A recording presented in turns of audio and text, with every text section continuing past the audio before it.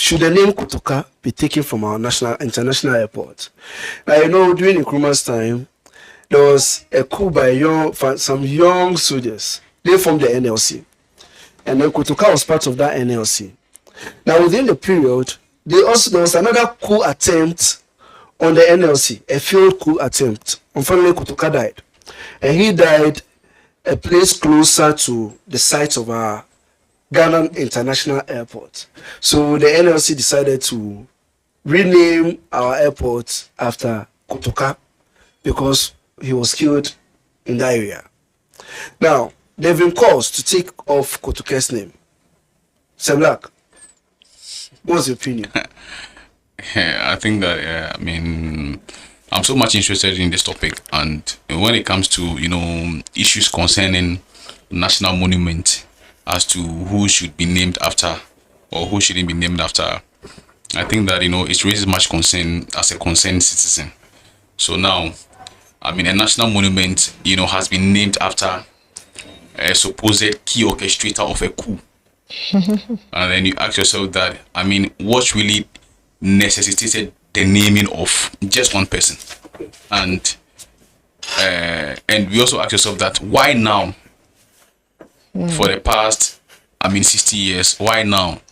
I think for me, if we are to name an airport office stature after any other, after a personality or possibly someone who has really helped in the development of the country, it should be the one and only Dr. Kwame Nkrumah, because he has played, I would say, an unmatched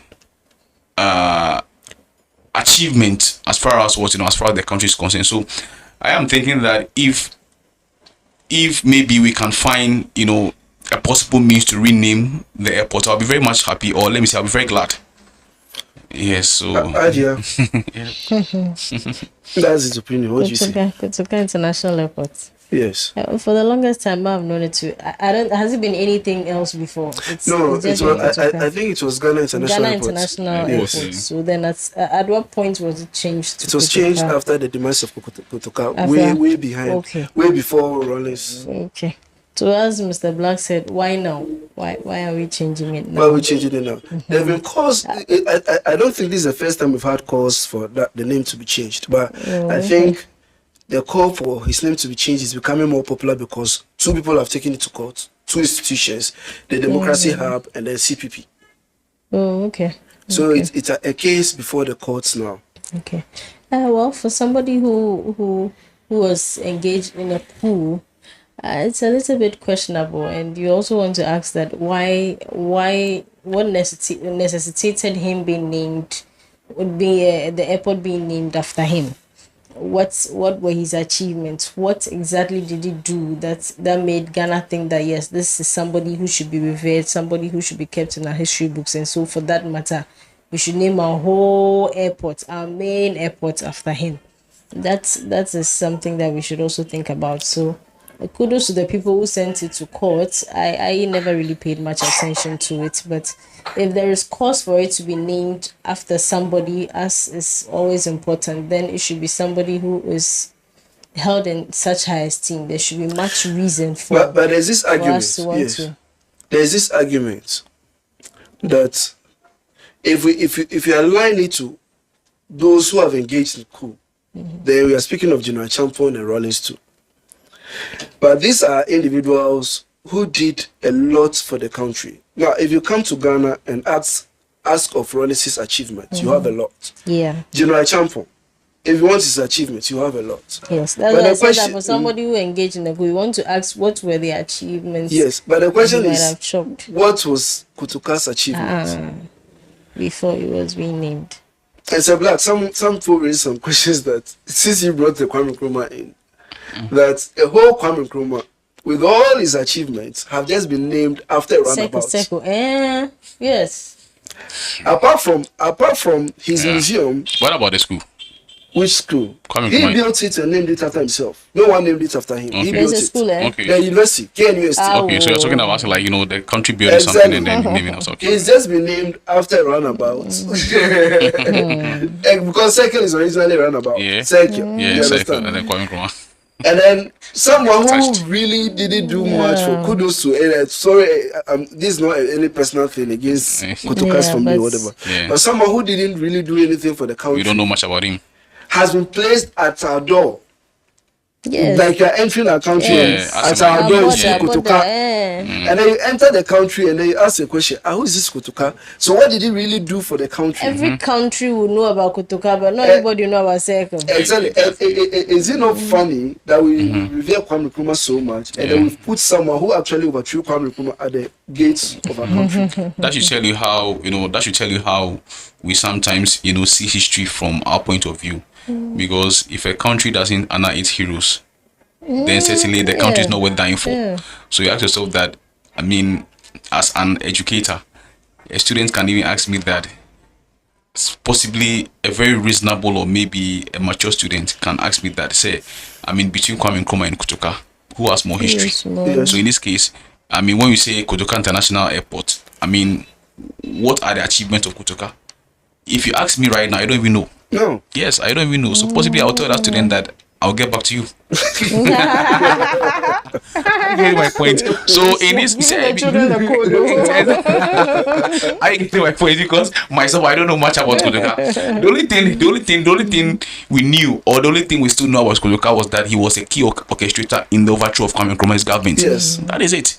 And you have to say that a whole airport that is more or less like the focal point of travel has been named after someone who possibly his history cannot even fill 2 pages. No. Yeah, and 2 pages of an exercise book. Overthrow exactly. To the extent that was one of the saddest events. And you see, I was saying something concerning history in the sense that when you go to other countries, specifically when you go to Guinea, right, Nkrumah is being idolized.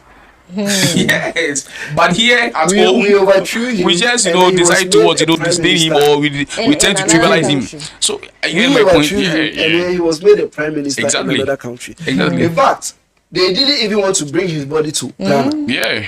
Those countries, the president didn't want to bring his body to Ghana. Exactly. We had to go and beg. When he was buried about 30, he was buried there. Went to beg. They brought his body down. They went to bury him at Nkrofo before they took him there, and they came to bury him at the Kwame Nkrumah Museum. But the only thing we have about the museum, I was coming to the museum. Yeah, the museum certainly, because we have even before the museum we had the Kwame Nkrumah Museum, and then now it's been renamed after him, still with as Kwame Nkrumah Memorial Park. The Kwame Nkrumah Museum, it's in the right light because I think with the things he's done for the country, right? In fact, we need to follow that journey from where he started to where he got to, and the museum actually depicts those things, where he started from, the things he went through, even the letters, some of the letters he wrote. And even with the museum, it was long overdue. You get long it? overdue. So the museum has been there since. But now, if we are to rename the Kotoka International Airport, what name do you think we should give to it? With the discussion we just had, how would I be able to give any other name if not Kwame Nkrumah's name? So if not Kwame Nkrumah, then who else? Is it Jerry John Rawlings? I think it's in order that we give Kwame Nkrumah his place. I mean, there's been too much discussion and argument about what he's done, whether he deserves to be the founder or whether it should be founders and all of that. And let's just give the man his place and let everybody know that yes, he's been the president of Ghana. He's the one who won us independence, and we hold him in that esteem. I mean, let us not be like those African countries where we kill our own leaders and then we put ourselves into perpetual suffering. Let's put him at the forefront of what we do. He's done a lot and we are still learning. We've not even been able to do half of what he's done. We've not had any leader close to him. So there's still a lot that we need to keep learning from back then. And even forever, though we'll never have modern times, but there's still a lot we need to get back there. So it's not done yet. Let's give it to him. If the court decides that yes, it should be changed, then I think it should just be right. It won't be wrong to put Kwame Nkrumah's name in the forefront of that. Speaking of Kwame Nkrumah International Airport. Well, I think I do side with her, but I mean, in a case where maybe the issue become more or less like very contentious, then we still have to maybe maintain it as Ghana International Airport. Yes, because I am of the view that the name, the place or the monument should be renamed after Kwame Nkrumah as, Kwame Nkrumah International Airport. But if other people will also bring in their personalities as to the fact that they've also played significant roles in the nation development, then I'm saying that then we should still maintain the name as what Ghana International Airport. However, I think that to me, I mean, without saying much, or I mean, I would just be very plain here. Kwame Nkrumah is the best, and arguably in history, in terms of presidency in Africa, no one comes close to Kwame Nkrumah. Not even in Ghana, even in Africa, no one comes close to Kwame Nkrumah. And I think that he deserves this monument. I agree with the Kwame Nkrumah International Airport if it's to be named, because you see, when you put Kwame Nkrumah's name there, it's more or less like a tourism thing for us already. With Kwame Nkrumah's pictures and stuff, people will want to know more about Kwame Nkrumah. The moment you enter, it gives you a view of where we've come from and how we've been through. Exactly. Now we don't. If we speak of founding fathers, for me, I only speak of a founder who has people he actually brought in, because the ADCC brought in Nkrumah to act as a secretary. Under them, the founders, and then they said self-government within the shortest possible time. Someone said self-government now, and then he had to go through the worst situations in order to gain his independence. And all of a sudden, those who were part of his issues are now part of our founding fathers. Well, personally, I don't really agree. Just because they were around when you was around. Well, I think I have something to say concerning Kwame Nkrumah as far as the museum and also the airport is concerned. Just 2 weeks, there was a report about the museum that the museum is really, a part of the museum is deteriorating. That's the Kwame Nkrumah Memorial Park. Yes, something that the one around exactly just opposite the Supreme Court or opposite the old Parliament. It is more or less like part of the the structure is more or less like maintenance culture. You get my point? And you have yourself that. What about the airport that really want to name after him? Have we checked the entire airport? Is it in good condition? Does it befit the name Kwame Nkrumah? We don't just name something because the airport is really ranked. As for airports, because of the Terminal 3 and stuff, I think we've really built it a bit to the extent that I know it has gained international sympathy, but then we must also look at the other part of the airport. As is every part okay? You see, if we decide to name it after Kwame Nkrumah, then we'll have to do some restructuring. Exactly. That when you enter, you have the feel of who the Kwame Nkrumah is. Exactly, that's what I'm saying. And I think it must befit the personality. If we really name it after Kwame Nkrumah, then we also need to try our best to bring back Ghana Airways, because Kwame Nkrumah was the one who tried. Exactly. We must own an airline, because now the country doesn't own an airline. Because when you go to US, there is an airport named after GF Kennedy. One of the years, so I mean, the whole president, has had his name named after an airport. So why can't we do same for our? Exactly. That's what I was hoping for. For me, I just feel the names will be changed. Yes. Not any personal thing, but if you enter our door and ask, why did you name the door this? It is meritorious. And then I ask you, can you tell me more about that guy? And then unless there's more to him, and then everyone is silent. No one can see much about him, apart from the fact that he helped overthrow the best president we've ever had. And then the person will wonder, what? And then he still named something after him. Yes, I think that, yes, I think that's all for our discussion on the Kotoka International Airport. Now, to wrap it up, we've had a letter from the Minister of Foreign Affairs, in fact, urging or begging or pleading, however we put it, to the embassies and then all the foreign agencies here to make things quite easy for our citizens to gain access to foreign countries. Usually when you go for the visas and stuff, it's like you're being stressed or you're being punished. Yes. Meanwhile, Ghana has been made a gateway to everyone. So why should we be punished when we try to visit other countries? So is that the right light? So that's Honorable Okujesu Blackman. You said he was urging or he was begging? Urging, begging, pleading, however you put it. But the whole thing is I've not looked at the letter. Yes, but the whole thing is that he's trying to speak to them to make things quite easier for us when we come in for visas. Yeah, I think that's in a good light, because it's hard. It's too difficult trying to travel. I think the last time I traveled, I don't think I can remember any of that. But then the stories are there. People tell of how they go. You see the long queues and how frustrated they are, go and come, you try again, all the same thing all over. I don't know what it is that makes it so difficult for us to just go through smoothly, because I doubt that people have the same issues when they're coming to Ghana. It's an African country, we know, but then I mean, what makes it so difficult? It's a good thing he's doing if he's calling on them to look at those procedures once again and make it a little bit smoother for the people of Ghana. What are we going to do? We are not running away. I think now people are not running away. People travel for greener pastures. People travel to go study. People travel for medical reasons and all of that. There are different reasons why people travel. And if the person is able to state that, and you can check everything to make sure this is genuine, there's nothing, illegal or about it, I think they should be given the chance to go, and the conditions stated therein. If they fall short of it, I know there are things that they have to do. But regardless of that, let's just make it a little bit easier. The queues are too long. The frustration is too much. Let's make it easier. Even if people are traveling not to come back, I mean, there are ways that should also be dealt with. But at the embassies, it can be much better. So that's if he doing that as taking up office now and trying to put that.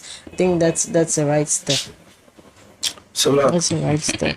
Yeah, I side with what C just said, or what I just said concerning, the manner in which sometimes, when, we need visas, the kind of hell that people go through. I have a friend who has been bounced twice. And sometimes, I'll jovially say that for the third time, maybe you will not come back. But I mean, that is just, the fun side of it. You see, I mean, the foreign minister, even prior to this, went to the Accra Digital Center to have a conversation with them as to how passports. When you got there were lots of passports that haven't been issued to people. Passport office. Exactly, yes, that's that one is even our own. No? Exactly. So you ask yourself that even internally things must be operationalized, and I think that it is a right call in a sense that, I mean, the world has become a global village, and you understand that. I mean, these days, I mean, you don't necessarily have to go through hell before you travel outside. Not at all. Yeah. Exactly, you don't have to go through hell, because once the person, I mean, once you have the person's, data, that's bio data. I mean, the person cannot escape. If you grant the person 5 years to US or to Canada, if in the next 5, I mean, if the 5 years is due and possible you want to renew, or the person, or you can't renew for, due to the person's conduct, then in this case you can communicate with the person's embassy. And you see, traveling within Africa is not as difficult as traveling to the West. I don't know, and it's sometimes to.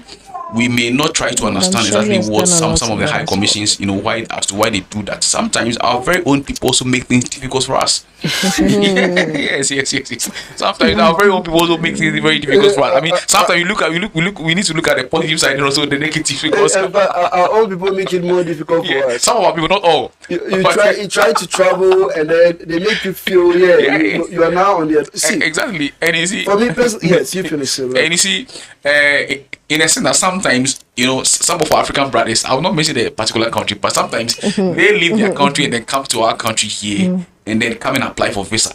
I get my point. Sometimes some of them even pretend to be Ghanaians, but meanwhile they are not. So sometimes you ask yourself about why are we allowing, our brothers from the other part of the continent to come and infiltrate our country and then use our country as a route to. To Probably because we to the west or to the western world. It might be easier here. But why can't it be the same in this? Anyway, I get my points, but I think that in all, I mean, the foreign ministry or the foreign minister, has done the right thing. That is a clarion call to the embassies and also the high commissions for them to also make things flexible. I mean, we must be giving humane treatment. You're human beings, because if you are in India or if you are in Canada and you can just pick your luggage and travel to Ghana with ease, it should be the same thing that I should be able to travel from anyway, Accra yes. to maybe to Toronto with ease as well. Anyway, for me, my hope is that Africa will be made. I'm just hoping there will be a time in Africa where we wouldn't really find or see the need to go and see greener pastures outside. Exactly. That's where we only travel there for tourists, for sightseeing. Yeah, so to have fun or short visits, and then return to our country, because the whole thing is about demand and supply. Exactly. You see, it's like we need them more than they need us. That's the thing. We need them more. We our supply is more, so and their demand is less. So more or less like we beg them to come here. But but you see, when it comes to their side, it's a whole different thing. They don't need to. You understand me? They don't need us to come. They don't really act like they need us because we always seem to be fighting to go there. We force ourselves on them. We need to create an Africa where our people feel comfortable, where the living standards here are better, where people wouldn't have to travel on the sea and stuff to die, suffer for hours, and people even travel with their children and all that. It's not a joke. It's not a joke. We have our leaders here who have it easier traveling with their children and stuff. Even they going at times, even taking their children outside to school, not coming back again. And then we, the indigenous who pay them with our taxes and all that, continue to enjoy. Seems to suffer. We need to create an environment where Kenneth Oriata says he's gone out on medical grounds. He doesn't know when he'll be coming back. At first, he said he's gone indefinitely. Our pastor After his here government left country, his government left power, he's gone indefinitely. That was his first but I think answer. he's coming back in May. That's what I heard of. Pardon? I think a lawyer did say that he's coming back in May. He's back. Or isn't he back? I don't think he's saw back. pictures of him at the airport. No. I think that was an old picture. their video. That's an old picture. That's an old video. That's an old video. That's an old video. Yeah, an old video. So I mean, it's not. But I mean, it online and made it look as if you know how some of these, politicians or some of these political opponents can do their things as well. So yeah, I think I mean, as you know, concerning the foreign ministry thing, you see, we can also make our pastures here more greener than the ones we see in the West. Exactly what I'm saying. When I mean, more greener. Yeah. Now, how would you know if it's more greener when the people are quite comfortable? Exactly. When the economy is neat, Everything is okay. You don't need to travel outside. When there are jobs, Education and how everything can we is be better. willing to work? We are willing to work, and then there are no jobs to employ us. Exactly. We are willing to suffer to earn small, and then there are no jobs to employ us. Meanwhile, we are developing, acting as if we've developed and we don't need jobs, we don't need factories and stuff. We need them. Exactly. So why don't we bring them and then employ people and then make the country a better place and let people fight to enter our country? A country with gold, with oil, with silver, with manganese. It's a long discussion, huh? With all that. Still indeed. Anyway, that's all our discussion for today.